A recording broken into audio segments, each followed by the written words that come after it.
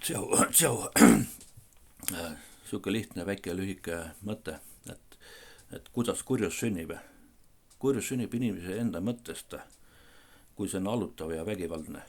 Olgu see nüüd suitsuruumis välja öeldud või joomakaaslaste seas välja öeldud või ükspuha mingis privaatses ruumis. Inimese enda mõttest algab kurjus, jah.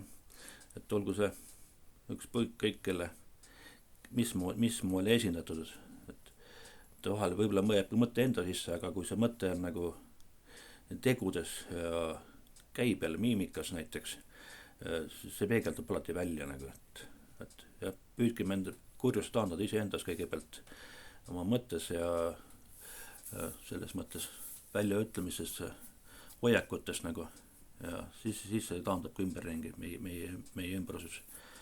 Et siuke väike lühike mõte, et aitäh.